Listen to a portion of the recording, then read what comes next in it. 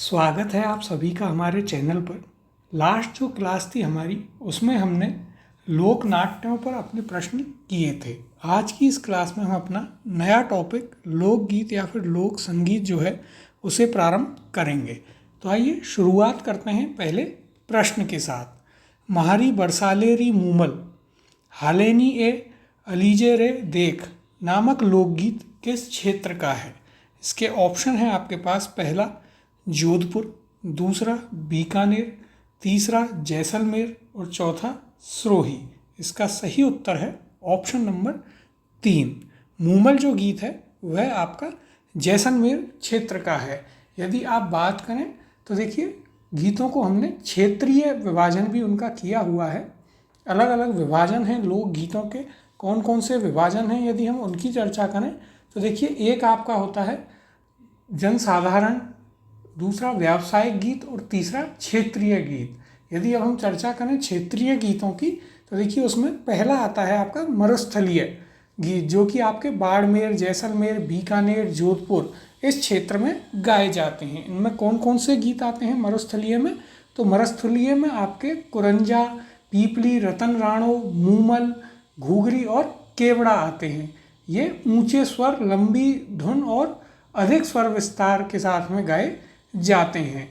फिर पर्वतीय जो क्षेत्र है उसके लोकगीत हैं जो कि उदयपुर, डूंगरपुर, बांसवाड़ा, प्रतापगढ़ और सिरोही में गाए जाते हैं, जैसे कि पटेलिया, बिछियो, लालर, माचर, नोखली, थारी, ऊंटारी सवारी, नावरी, अवसारी, शिकार, हमसीड़ो। ये सभी आपके पर्वतीय गीतों में आते हैं जो कि महिला और पुरुष दोनों के द्वारा ही गाए जाते हैं। पर्वतीय क्षेत्रों में जनजातीय गीत अधिक गाए जाते हैं क्योंकि वहाँ पर जनजातियाँ अधिक रहती हैं। फिर आपके मैदानी गीत होते हैं जो कि जयपुर, कोटा, अलवर, भरतपुर, करौली, धौलपुर इस क्षेत्र में गाए जाते हैं, जिसमें आपको भक्ति एवं श्रृंगार रस के गीत देखने को मिलते हैं, जैसे कि चिरमी। और राजस्थान में यदि हम बात करें तो सर्वाधिक लोकगीत श्रृंगार रस के हैं, फिर शांत रस के और सबसे कम वीर रस के हैं। अब यहाँ पर यदि हम बात करें तो आपको मूमल गीत दिया हुआ है जो कि युवती के सौंदर्य का बखान करता है। तो देखिए यहाँ भी हम इसकी चर्चा कर लेते हैं।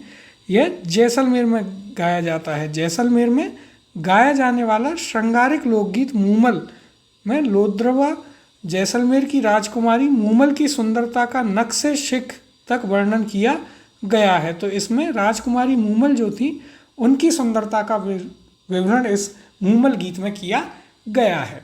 अगला प्रश्न है, कौन सा प्रसिद्ध राजस्थानी गीत एक युवती के सौंदर्य का वर्णन करता है? ऑप्शन है आपके पास। पहला कुरंजा, दूसरा मूमल, तीसरा ऑप्शन है सपना और चौथा ऑप्शन है यहाँ पर गोरबंद। तो देखिए हमने अभी चर्चा करी मूमल जो है वह एक युवती की सुंदरता का सौंदर्य का वर्णन करता है जो कि आपके मुख्यतः राजकुमारी मूमल जो थी लोद्रवा जैसलमेर की उनकी सुंदरता का बखान करता है। ऑप्शन नंबर 2 इसका यहाँ पर सही उत्तर होगा। अगला प्रश्न है, सुपटिया लोकगीत का संबंध किससे है? ऑप्शन है यहाँ पर। पहला गरासिया स्त्री से, दूसरा सती स्त्री से, तीसरा वीरांगना स्त्री से या फिर चौथा भील स्त्री से। इसका सही उत्तर है ऑप्शन नंबर 4, भील स्त्री से संबंधित है आपका सुपटिया लोकगीत, जो कि भील महिलाएं जो हैं वे तोते द्वारा अपने पति को संदेश भेजती हैं, ऐसा इस लोकगीत में गाया जाता है। अब यहाँ भी इसकी हम चर्चा करते हैं। तो देखिए मेवाड़ या पर्वतीय प्रदेश का सुबटिया लोकगीत भीलनी स्त्री द्वारा पति के लिए संदेश के रूप में गाया जाता है। यह हमें यहाँ पर याद रखना है। अगला प्रश्न देखते हैं, भीलों का प्रसिद्ध लोकगीत जिसे स्त्री पुरुष साथ मिलकर गाते हैं वह है। ऑप्शन है आपके पास। पहला सुंवलिया, दूसरा ऑप्शन है झोरावा, तीसरा ऑप्शन है आपके पास सुपड़ा और चौथा ऑप्शन है यहाँ पर हमसीड़ो। इसका सही उत्तर है ऑप्शन नंबर 4, हमसीड़ो। जो गीत है आपके, हमने अभी जब चर्चा करी थी पर्वतीय गीतों की तो उसमें हमने देखा था हमसीड़ो, और यह आपके भील और स्त्री दोनों, भील स्त्री और पुरुष दोनों के द्वारा ही गाए जाने वाला गीत है। यहाँ भी यदि आप देखेंगे तो देखिए मेवाड़ या पर्वतीय प्रदेश का हमसीड़ो लोकगीत भीलों के युगल यानी कि स्त्री और पुरुष दोनों द्वारा ही गाया जाता है। अगला प्रश्न है लांगुरिया लोकगीत है। ऑप्शन है इसके पहला विवाह गीत, दूसरा होली गीत, तीसरा आपके पास है प्रेम गीत और चौथा ऑप्शन है भक्ति गीत। इसका सही उत्तर है ऑप्शन नंबर 4, लांगुरिया आपका एक भक्ति गीत है। और इसकी चर्चा हम कर चुके हैं आपके लोक देवी वाला जो चैप्टर था उसमें भी, वहाँ पर हमने चर्चा करी थी कि कैला देवी करौली में जो देवी स्थापित हैं वहाँ पर उनके जो भक्त होते हैं वे लांगुरिया गीत गाते हैं उनकी भक्ति में, यह हमने चर्चा कर ली थी। यहाँ अगले प्रश्न की ओर चलते हैं तो देखिए इसकी पहले चर्चा करें तो गुजरों में अधिक माने जाने वाली कैला देवी के मंदिर की प्रमुख विशेषता कनक दंडवत है। इनके भक्त इनकी आराधना में प्रसिद्ध लांगुरिया गीत गाते हैं, तो यह हमें याद रखना है। अगला प्रश्न है लांगुरिया गीत का संबंध है। ऑप्शन है आपके पास पहला शिला देवी से, दूसरा ऑप्शन है करणी माता से, तीसरा ऑप्शन है रानी सती से और चौथा ऑप्शन है आपके पास कैला देवी से। इसका सही उत्तर है ऑप्शन नंबर 4, कैला देवी से संबंधित है आपके लांगुरिया गीत। अगला प्रश्न है लांगुरिया गीत किस मंदिर पर गाया जाता है। ऑप्शन है आपके पास पहला कैला देवी मंदिर पर, दूसरा चार भुजा मंदिर पर, तीसरा ब्रह्मा मंदिर पर और चौथा जीण माता मंदिर पर। इसका सही उत्तर है ऑप्शन नंबर 1, कैला देवी मंदिर जो कि करौली में स्थित है, वहाँ पर कैला देवी जी के भक्तों के द्वारा लांगुरिया गीत गाया जाता है। अगला प्रश्न है पटेलिया बीचियो एवं लालर क्या हैं।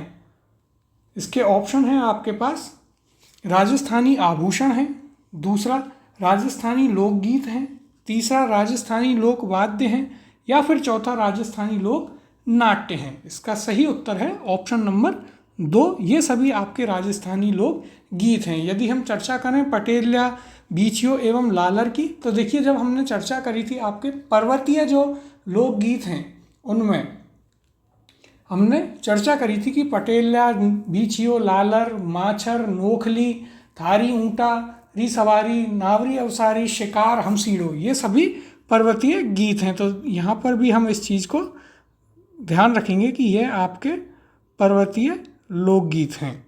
देखिए पटेलिया बीचियो एवं लालर आदिवासियों द्वारा मेवाड़ प्रदेश में गाए जाने वाले प्रमुख लोकगीत हैं। अगला प्रश्न है पटेलिया बीचियो लालर व माछर क्या हैं। ऑप्शन है आपके पास पहला मेवाड़ के प्रसिद्ध गीत, दूसरा मारवाड़ के प्रसिद्ध गीत, तीसरा मेवात के प्रसिद्ध गीत या फिर चौथा हाड़ौती के प्रसिद्ध गीत। इसका सही उत्तर है ऑप्शन नंबर 1, मेवाड़ के प्रसिद्ध गीत हैं आपके पर्वतीय क्षेत्र के पटेलिया बीचियो लालर व माछर। अगला प्रश्न देखते हैं पावड़ा गीत कब गाया जाता है। इसके ऑप्शन हैं आपके पास पहला बेटी की विदाई पर, दूसरा ससुराल में जवाई के आगमन पर, तीसरा ब्याही जी के आगमन पर और चौथा पुत्र पैदा होने पर। इसका सही उत्तर है ऑप्शन नंबर 2, जब ससुराल में दामाद जवाई आता है तो वहाँ पर उस समय गाया जाता है आपके पावड़ा गीत। तो देखिए पावड़ा किसी घर में ब्याहे जाने वाले व्यक्ति से संबंधित गीत गाए जाते हैं, वे गीत पावड़ा कहलाते हैं। ये गीत भोजन कराते समय गाए जाते हैं जिनमें मीठी मीठी गालियाँ दी जाती हैं महिलाओं के द्वारा। तो यह हमें याद रखना है, ये भोजन कराते समय गाए जाते हैं और इनमें महिलाओं के द्वारा गालियाँ दी जाती हैं। अगले प्रश्न की ओर चलते हैं। अगला प्रश्न है आपके पास राजस्थान में एकमात्र शास्त्रीय नृत्य कथक के जयपुर घराने के प्रवर्तक माने जाते हैं। ऑप्शन है आपके पास पहला लच्छन महाराज, दूसरा भानुजी महाराज, तीसरा बिरजू महाराज और चौथा उदय शंकर जी। इसका सही उत्तर है ऑप्शन नंबर 2, भानुजी महाराज जो हैं वे कथक के प्रवर्तक माने जाते हैं और वे जयपुर घराने के आपके जयपुर घराने से उनका संबंध रहा है। यहाँ पर देखिए यदि हम चर्चा करें तो देखिए जयपुर घराना ये मनरंग इनके भूपत खां जो हैं वे मुख्य कलाकार रहे हैं। फिर यदि हम आगे बात करें तो डागर घराना बहराम खां डागर, यहाँ पर सोनिया घराना तानसेन के पुत्र सूरज सेन, रंगीला घराना रमजान खां जो मियाँ रंगीले कहलाते थे, कत्थक घराना जयपुर भानुजी और मेवाती घराना उस्ताद गग्गे नज़ीर खां। अब हम यदि इन घरानों की हम चर्चा करें और विस्तार में, तो देखिए हम यहाँ पर घराना को एक एक करके देखेंगे, घराने, उनके संस्थापक और मुख्य कलाकारों को। तो पहला है आपके पास जयपुर घराना। जयपुर घराने की यदि हम चर्चा करें तो यहाँ पर ख्याल गायन शैली जो है इसमें प्रयोग में ली जाती है। इसके संस्थापक थे आपके मनरंग जी और मुख्य कलाकार रहे हैं आपके मोहम्मद अली खान कोठी वाले, जिनको कहा जाता है। दूसरा घराना आता है आपका पटियाला घराना, जो कि जयपुर घराने की ही एक ब्रांच है या शाखा है। इसके संस्थापक रहे हैं अली बख्श और फतेह अली, जिन्हें आलिया फत्तू के नाम से भी जाना जाता है। और जो टोंक के नवाब थे उन्होंने आलिया फत्तू जी को जनरल कर्नल की उपाधि दी थी। और पटियाला घराने के मुख्य कलाकार रहे हैं आपके गुलाम अली खान। तीसरा घराना है अतरौली घराना, जो कि जयपुर घराने की ही एक शाखा है। इसके संस्थापक थे साहब खां और इसके मुख्य कलाकार रहे हैं मानतौल खां, जिन्हें आप रुलाने वाले फ़कीर भी कहते हैं। इसके बाद हमारे पास चौथा घराना आता है मेवाती घराना, जिसके संस्थापक थे गग्गे नज़ीर खां और इसके मुख्य कलाकार रहे हैं पंडित जसराज जी। तो ये हमें यहाँ पर याद रखना है। अगला घराना हम देखते हैं, तो अगला घराना है कैराना घराना, जो कि आपके ये जयपुर घराने की ही एक शाखा है। तो यहाँ पर इसके संस्थापक थे बंदे अली खां जी और इसके मुख्य कलाकारों की यदि हम बात करें तो इसके मुख्य कलाकार थे भीमसेन जोशी, शेषन आरा बेगम, गंगूबाई हंगल और उस्ताद रज्जब अली। फिर आपका डागर घराना आता है, जिसके संस्थापक बैरम खान डागर रहे हैं। और बीनकार घराना है, जिसके संस्थापक रज्जब अली खान बीनकार रहे हैं। फिर आपके अल्लाह दिया खां घराना है, जिसके संस्थापक अल्लाह दिया खां थे और मुख्य कलाकार उसके रहे हैं किशोरी अमोनकर। इसके अलावा सेनिया घराना, जिसकी संस्थापक सूरज सेन थे। रंगीला घराना, जिसके संस्थापक आपके रमजान खां या मियाँ रंगीले थे। और कत्थक घराना, जिसकी हमने प्रश्न में भी चर्चा करी, तो उसके संस्थापक भानु जी थे। तो यह आपके हमने विभिन्न घरानों की चर्चा करी। अब अगला प्रश्न देखते हैं, पंडित जसराज का संबंध किस घराने से है? ऑप्शन है आपके पास, पहला मेवाती घराने से, दूसरा जयपुर घराने से, तीसरा डागर घराने से और चौथा अतरौली घराने से। इसका सही उत्तर है ऑप्शन नंबर 1, मेवाती घराने से संबंध है आपके पंडित जसराज जी का। यदि हम बात करें मेवाती घराना, तो इसकी संस्थापक कौन थे? तो इसके संस्थापक थे आपके गग्गे नज़ीर खां। इनका नाम हमें याद रखना है। ये इसके संस्थापक थे और इसके मुख्य कलाकार रहे हैं आपके कौन? तो पंडित जसराज जी। यहाँ पर भी चर्चा करते हैं, तो देखिए मेवाती घराना उस्ताद गग्गे नज़ीर खां द्वारा प्रारंभ जयपुर की ख्याली गायकी का प्रसिद्ध घराना है। पंडित जसराज जो हैं वे इस घराने से संबंधित हैं और इसके मुख्य कलाकार रहे हैं। अगला प्रश्न है, नृत्य की कथक शैली का आदिम घराना है। ऑप्शन है इसके, पहला लखनऊ, दूसरा बनारस, तीसरा जयपुर और चौथा कोई नहीं। तो देखिए कथक शैली का आदिम घराना है आपके जयपुर। ऑप्शन नंबर 3 इसका सही उत्तर है। हमने चर्चा करी थी कि भानु जी महाराज जो हैं उनके द्वारा कथक घराना प्रारंभ किया गया था, जो कि जयपुर घराने से संबंधित थे। यदि आप बात करें जयपुर घराने की, तो इसके संस्थापक रहे हैं मनरंग जी और इसके मुख्य कलाकार रहे हैं मोहम्मद अली खान, जो जिन्हें आप कोठी वाले के नाम से भी जानते हैं। यहाँ पर यदि हम चर्चा करें तो देखिए विद्वानों की ऐसी मान्यता है कि कथक नृत्य की जो हिंदू शैली है उसका प्रतिनिधित्व जयपुर घराना ही करता है। जयपुर घराना कथक नृत्य शैली का आदिम घराना माना जाता है और जयपुर घराने के कथक नृत्य में हाव भाव, संगीत, मुद्राएं सभी सरल और ग्राह्य होती हैं। जयपुर जो घराना है उसकी वंश परंपरा 5 शाखाओं के रूप में पृथक पृथक गांव के व्यक्तियों के नाम से विकसित हुई है। इन्हीं 5 शाखाओं को कथकों को जयपुर घराना के नाम से जाना जाता है। तो देखिए यहाँ पर कौन कौन सी 5 शाखाएं हैं। तो प्रथम है आपकी नायक नथुलाल, द्वितीय है गिरधारी लाल, तृतीय है शंकर लाल बद्री प्रसाद और चौथी है पूर्णाराम और पांचवी और अंतिम है आपके भानु जी, जो कि कथक के जनक या फिर कथक जो है उनके द्वारा, कथक घराना उनके द्वारा प्रारंभ किया गया था, ऐसा माना जाता है। अगला प्रश्न है जयपुर घराने का प्रसिद्ध नृत्य कौन सा है? ऑप्शन है इसके पहला ओडिसी, दूसरा भरतनाट्यम, तीसरा कथक और चौथा कथकली। इसका सही उत्तर है ऑप्शन नंबर 3, कथक जो है वह जयपुर घराने का प्रमुख नृत्य माना जाता है। अगले प्रश्न की ओर चलते हैं।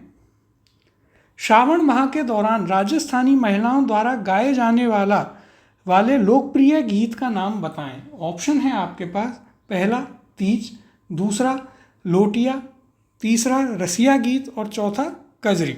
इसका सही उत्तर है ऑप्शन नंबर 1, तीज जो है वह आपके श्रावण मास के दौरान राजस्थानी महिलाओं द्वारा गाया जाता है। इसकी यदि हम चर्चा करें तो देखिए श्रावण में ढूंढाड़ मारवाड़ तीज जो है पंछीड़ा लाल आछी या पड़ी रिछारी पाछी, इनके गीत गाए जाते हैं। तो यह हमें यहाँ पर याद रखना है। अगला प्रश्न है ख्याल के जयपुर घराने के प्रवर्तक कौन थे? ऑप्शन है आपके पास पहला नसीरुद्दीन खां, दुल्लू खां, मनरंग और हर्रंग। इसका सही उत्तर है ऑप्शन नंबर 3, मनरंग जी जो थे वे आपके ख्याल के जयपुर घराने के प्रवर्तक थे। और यदि हम बात करें मुख्य कलाकार कौन थे, तो मुख्य कलाकार की हमने चर्चा करी, मोहम्मद अली खान कोठी वाले वे इसके मुख्य कलाकार थे। यहाँ पर यदि हम चर्चा करें तो देखिए जयपुर घराना ये मनरंग या फिर भूपत खां जी जो थे उनके द्वारा स्थापित किया गया था। उल्लेखनीय है कि मनरंग दिल्ली घराने के प्रवर्तक सदरंग के पुत्र थे।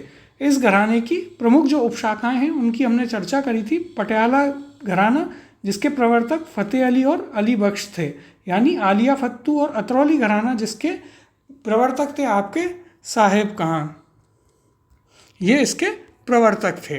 अगला प्रश्न है मरुभूमि के लोकगीत उनकी किस भावना के परिचायक हैं? ऑप्शन है आपके पास पहला उमंग के, दूसरा वियोग के, तीसरा हृदय की पीड़ा के या चौथा सभी। तो इसका सही उत्तर है ऑप्शन नंबर 4, सभी जो ये भावनाएं हैं इनके परिचायक हैं आपके लोकगीत। यदि आप चर्चा करें इसके बारे में तो देखिए लोकगीत या लोक संगीत के बारे में रविन्द्रनाथ टैगोर जो थे उन्होंने कहा था कि लोकगीत संस्कृति का सुखद संदेश ले जाने वाली कला है। और महात्मा गांधी जी का इसके बारे में कहना था कि लोकगीत ही जनता की भाषा है और यही हमारी संस्कृति के पहरेदार हैं। अब यदि यहाँ भी हम चर्चा करें तो देखिए राजस्थानी जो लोकगीत हैं उनमें मानव के सुख दुख का इतिहास, स्नेह और करुणा के विविध रंग तथा आंसू और मुस्कान के चित्र विविध रूपों में प्रकट किए जाते हैं। इसके अलावा जब आप और डिटेल में इन्हें देखेंगे तो आपको पता चलेगा कि बच्चे के जन्म पर, मृत्यु पर, किसी के दूर जाने पर, सभी के ऊपर यहाँ पर लोकगीत हमें देखने को मिलते हैं।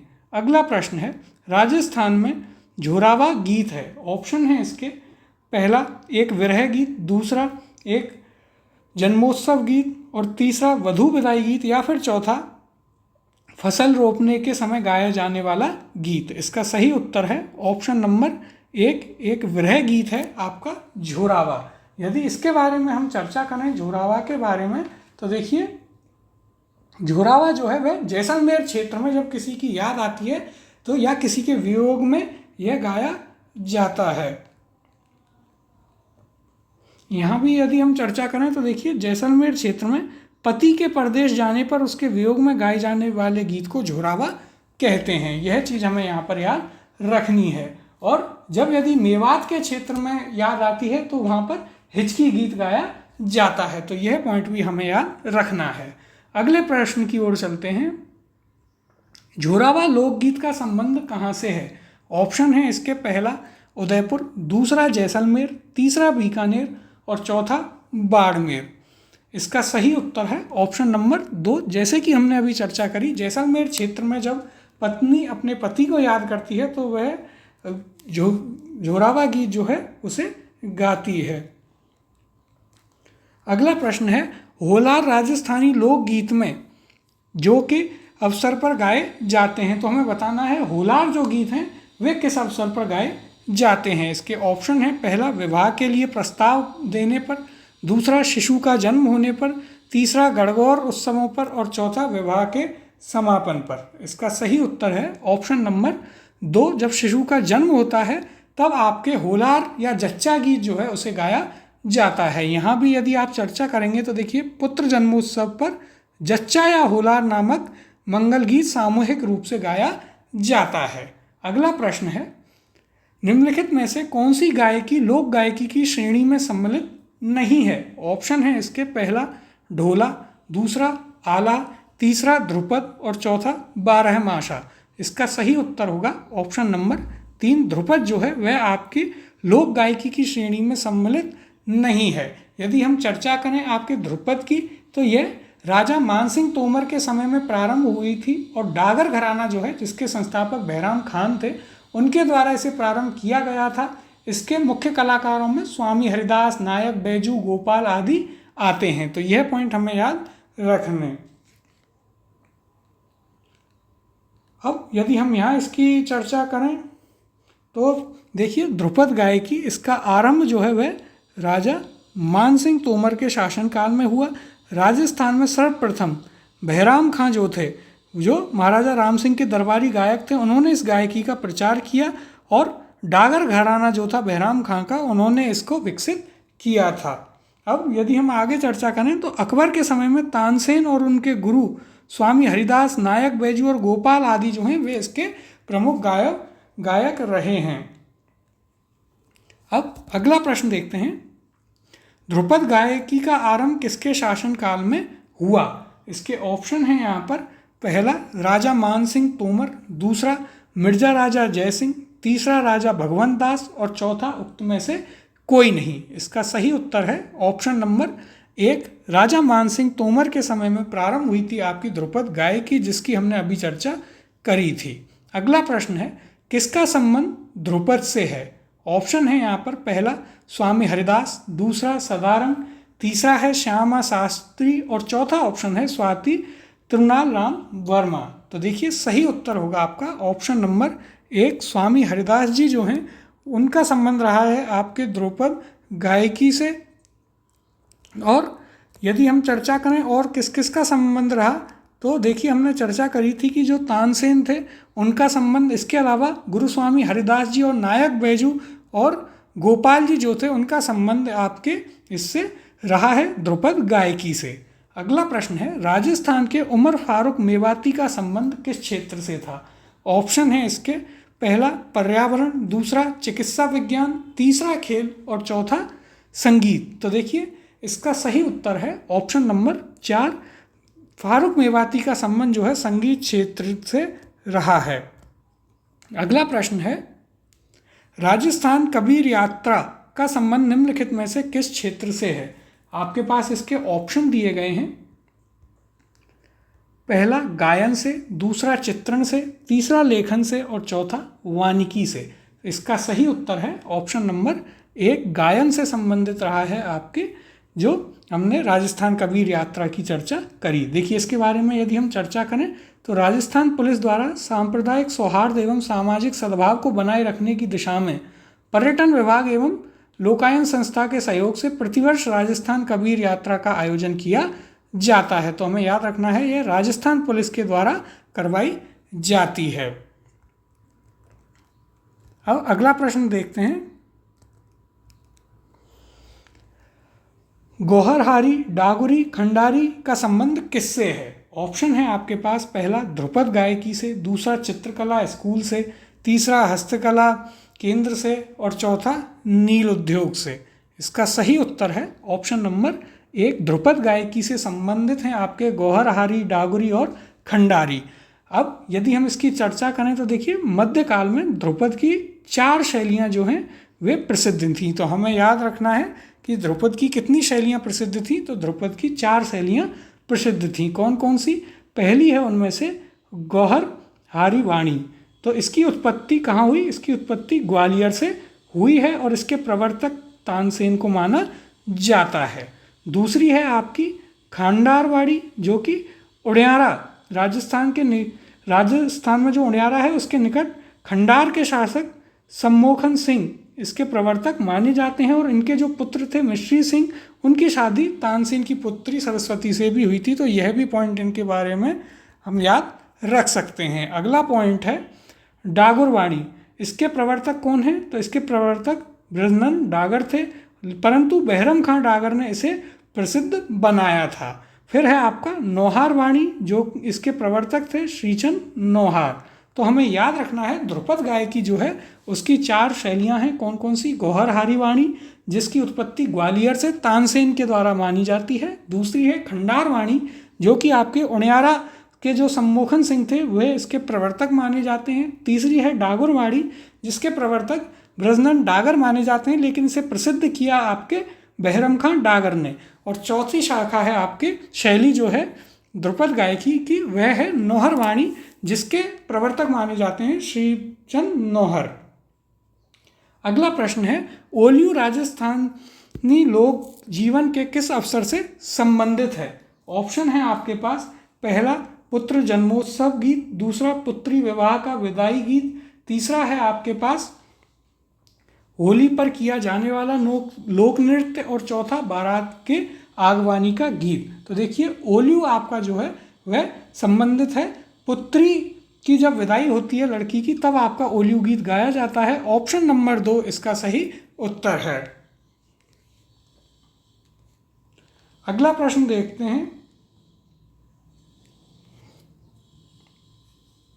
तो देखिए यहाँ भी यदि हम चर्चा करें तो ओलियू विवाह के अवसर पर महिलाओं द्वारा बेटी की विदाई पर गाया जाता है। अगले प्रश्न देखते हैं।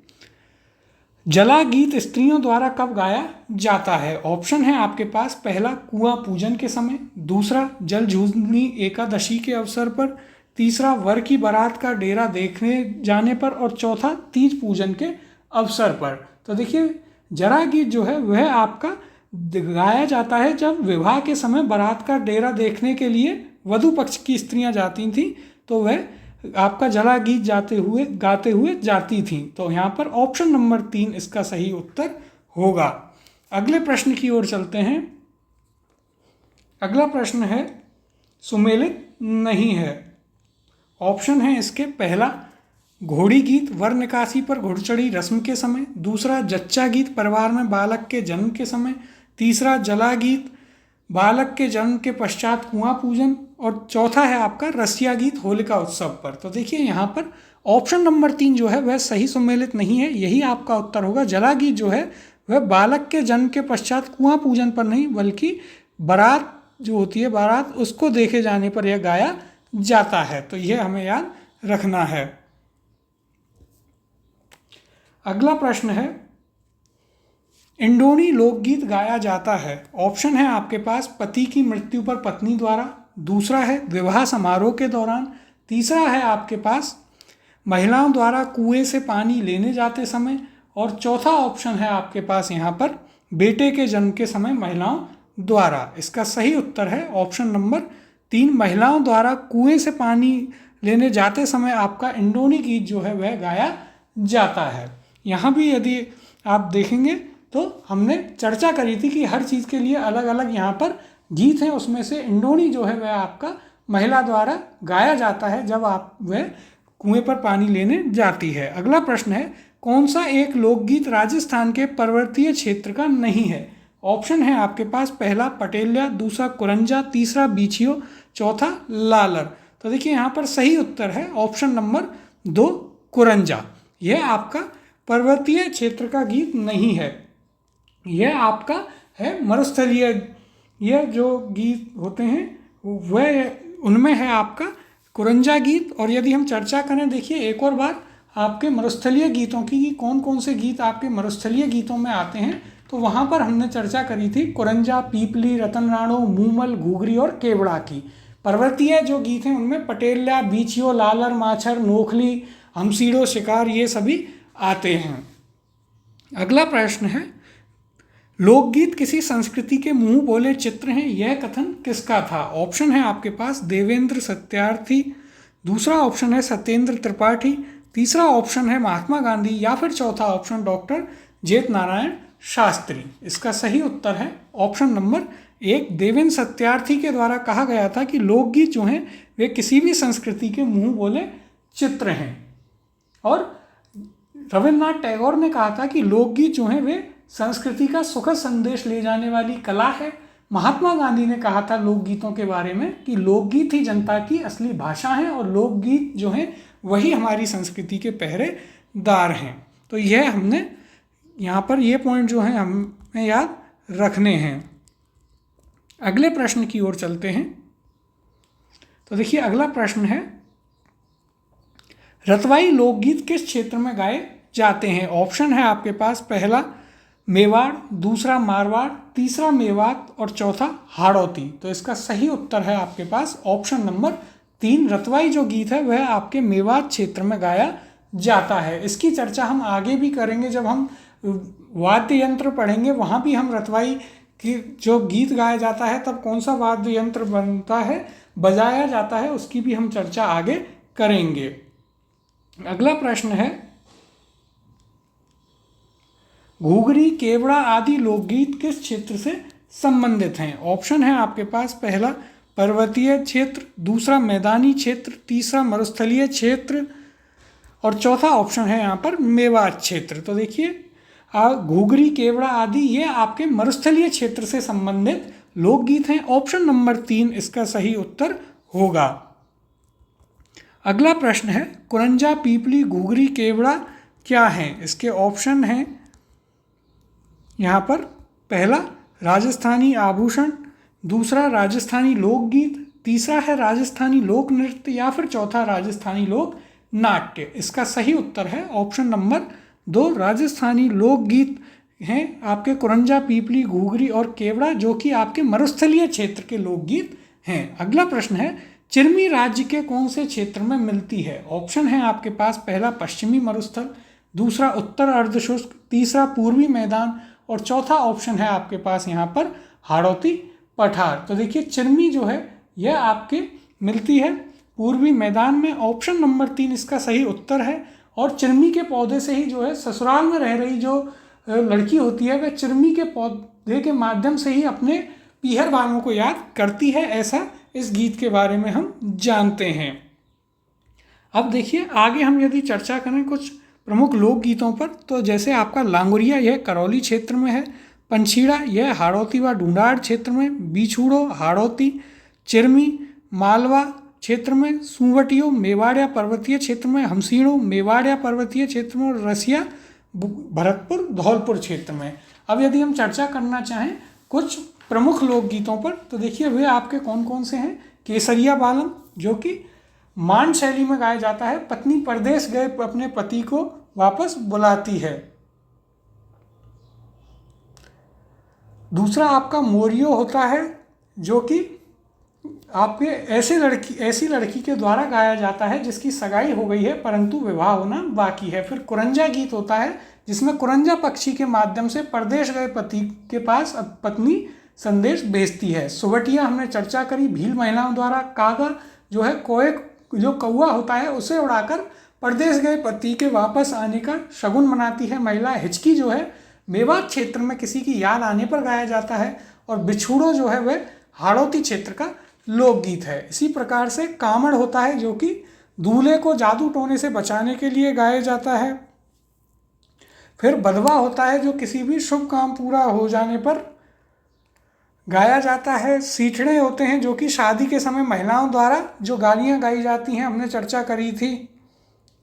फिर हमारे अगला यदि हम बात करें तो अगला लोकगीत है हमारे पास पावड़ा जो कि दामाद के ससुराल आने पर गाया जाता है। झुरावा हमने चर्चा करी थी जैसलमेर क्षेत्र में पति की याद आने पर। ढोला मारू जो है वह दाढ़ी जाति द्वारा सिरोही क्षेत्र में गाया जाता है। और ओलियो या कोयल लड़की की विदाई के समय। पीपली गीत होता है जो उसके पीपली वृक्ष के माध्यम से परदेश गए पति को उसकी पत्नी याद करती है। शेखावाटी और मारवाड़ क्षेत्र में यह गाया जाता है। फिर आपका चिरमी हमने अभी चर्चा करी। हमसीड़ो भील जाति की महिला पुरुषों के द्वारा।